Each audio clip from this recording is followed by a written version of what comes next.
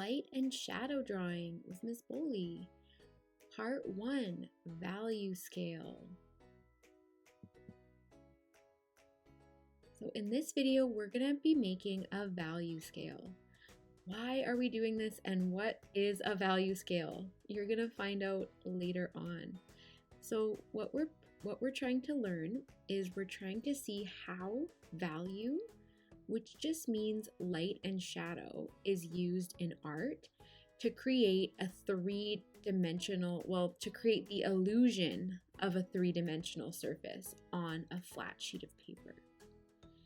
And we're trying to practice controlling how light or how dark we make an area. So we're kind of training our muscles in our hands, fingers, and arm to be able to control how light or dark we make an area so we can do it on purpose. All right, so some words we're going to have to know. So as I mentioned before, value is how light or dark something is in an artwork. And a value scale is just an image that shows different values. So I have right here a very dark value, and over here I have a very light value. So that is just the term that we use in art. And then contrast is an art word for the amount of difference between elements in an artwork.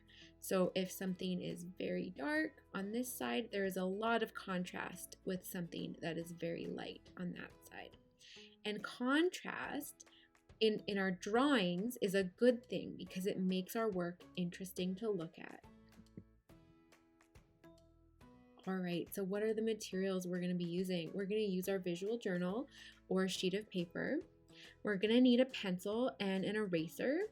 And it's nice to have a pencil sharpener because we're going to be kind of almost coloring with our pencil.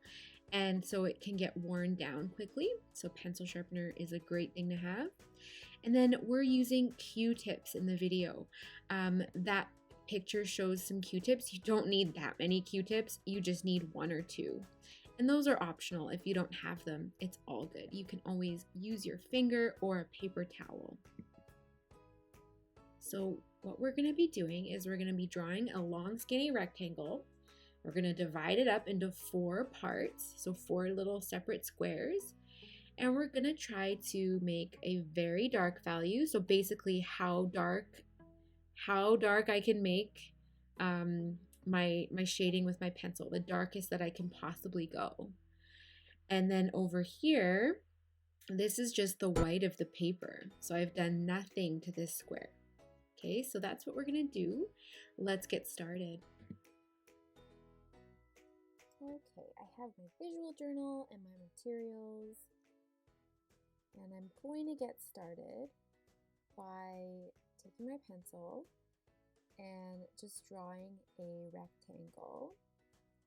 I'm not going to use a ruler or anything because it doesn't need to be perfectly straight. So I'm going to draw a long skinny rectangle all across the bottom of my visual journal page. Okay, and then I want to figure out, okay, I have to divide it into 4 approximately equal. So I'm just going to do 3 vertical lines. So I have 4 boxes. So 1, 2, 3, 4. And then my very far left box is going to be my darkest value. And then my very far right box is going to be my lightest. So remember, I'm going to leave the white of the paper for that one.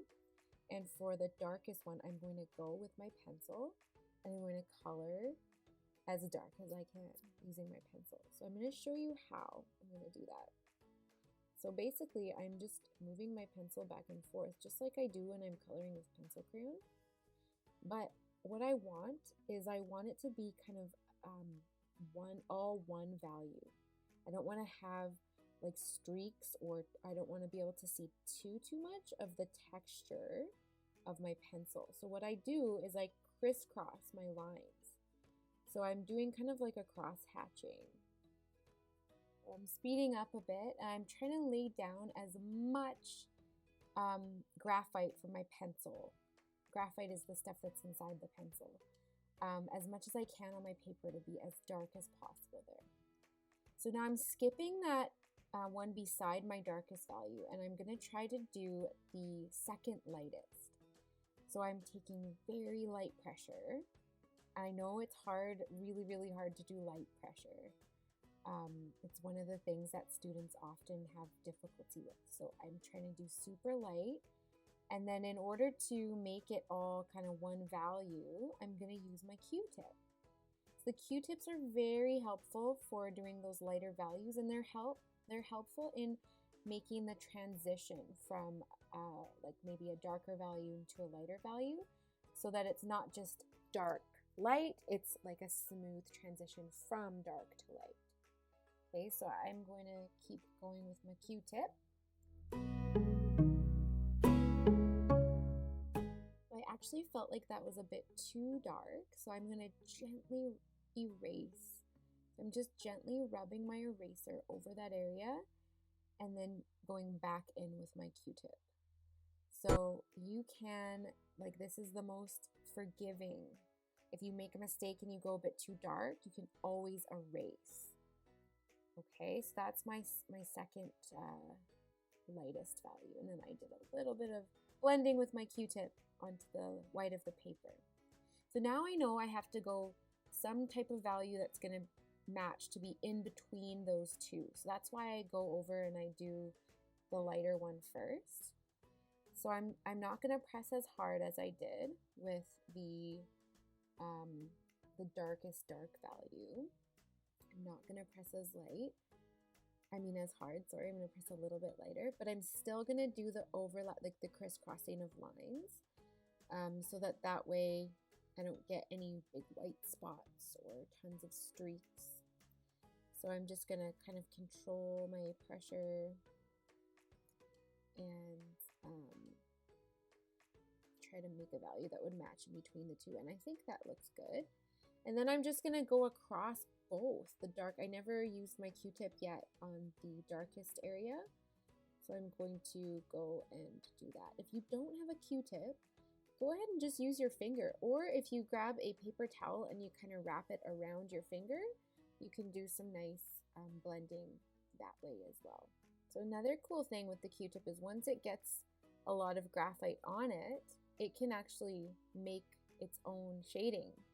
So you can kind of use it for some of those lighter values. So if you want to keep an area really, really light, like the color of the paper, then you want to use a fresh Q-tip. All right, so that is our value scale, 4 different values. And we're going to draw something above the value scale. We're going to draw a light and shadow drawing using just pencil and eraser and Q-tips. It's going to be awesome. See you soon for part 2.